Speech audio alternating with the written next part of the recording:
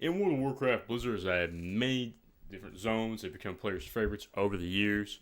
But today we're going to be talking about one of the most overlooked, underrated zones in World of Warcraft, the Crystalsong Forest.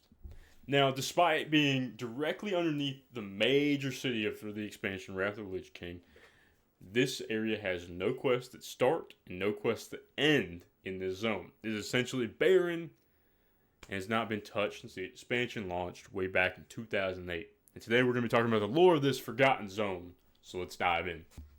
The Crystalsong Forest was a repository for arcane relics collected by the Highborn Elves 10,000 years before the Dark Portal opened. When the Sundering happened, these elves became isolated. Cut off from their source of power, these elves were left vulnerable until they saw the blue dragons that lived in this area crystallize living creatures and draw power from them. After unsuccessfully convincing the dragons to share their knowledge, these elves decided to steal the power from the lair of the blue dragonfly, the Nexus.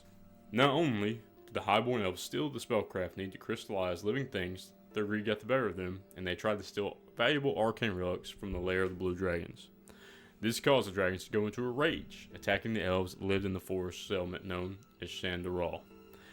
Elven mages in this settlement attempted to use the dragons' own spellcraft against them in order to save their lives. Sensing their spell at work, the dragons retreated, knowing the danger reckless casting could bring, but it was too late for the Highborn Elves. While attempting to crystallize a small portion of the forest to aid them in the fight against the blue dragons, the spell backfired and created a massive explosion that crystallized the entire forest. This explosion not only wiped out the creatures of the forest and the elves themselves, it warped and twisted any that survived.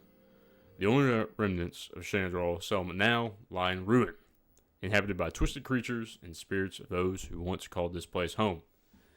1,500 years after these events, Fandral Staghelm planted a branch of the World Tree Nordrassil in this area, attempting to stop the spread of Saronite.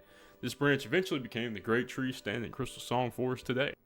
During the events of the Wrath of the Lich King, the Sea of Dalaran was teleported over Crystalsong Forest. The forest became a staging area for the Kirin Tor in their fight not only against the Lich King Arthas, but also against the aspect of the Blue Dragon flight Malygos during the Nexus War.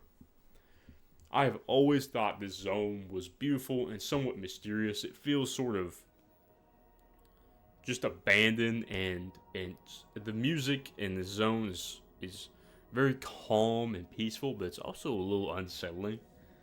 And as a kid in World of Warcraft, I loved this zone. I thought this was going to be an epic place that I could do lots of quests in, maybe have something secrets and special things in it, and that ended up not being the case.